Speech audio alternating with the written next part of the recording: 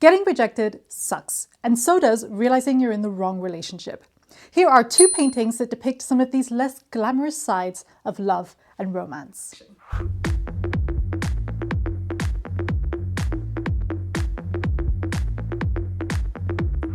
Painted by William Frith in 1852, the rejected poet depicts everyone's worst nightmare: being laughed at by your crush after professing your love for them. In 1728, the English poet Alexander Pope decided to profess his love for Lady Mary Wortley Montagu, despite her desire to keep the relationship platonic. The two became friends based on their shared love of poetry and literature, and would often stay in contact via written letters during Mary's frequent travels to Turkey, as she was married to the first British ambassador to the Turkish Ottoman Empire.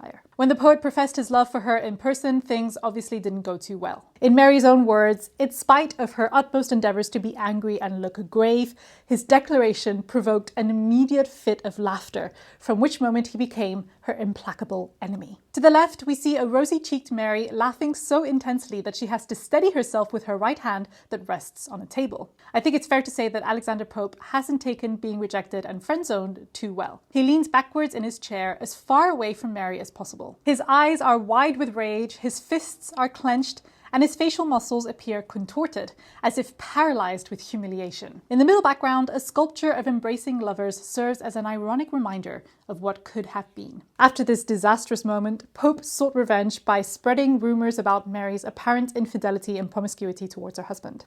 He himself never married.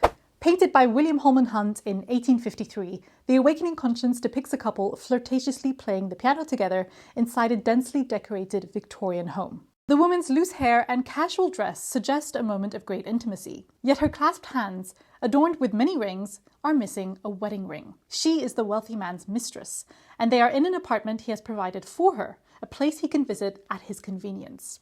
His single glove, casually tossed on the floor, hints at how easily he could discard her, while the tangled string of wool echoes the web in which she is trapped. A closer look at the woman's glazed eyes, open mouth, and overall expression suggests that we have caught her in a moment of realization. To the surprise and annoyance of her lover, she rises from his lap and gazes towards the outside world, a beautiful sunlit garden reflected in the mirror behind her. The tune that the man plays on the piano, Thomas Moore's Oft in the Stilly Night, seems to have triggered a distant memory, transporting her to an earlier, more innocent time in her life. Her conscience is awakening, and suddenly, the interior of the room feels suffocating. Like the injured bird trying to escape from the cat in the lower left corner of the painting, or the gold-sculpted woman encased in a glass dome atop the piano, she is trapped in this relationship. This is a painting of lost innocence, a sudden moment of realization, and the possibility of redemption. We can only hope that this woman will free herself from the darkness of this room and step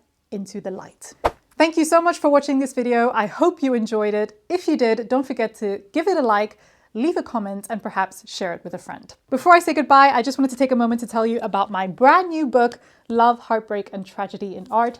It features a compilation of some of my absolute favorite paintings that are united by the theme of love, heartbreak, and tragedy in art, and each artwork is accompanied by a short, descriptive, informative text that explains the story and context behind the artwork. If you're interested in getting your very own copy, then click the link in the description box down below. And for those of you who already have a copy, let me know your thoughts on it. Thank you again for watching, and I look forward to seeing you next time.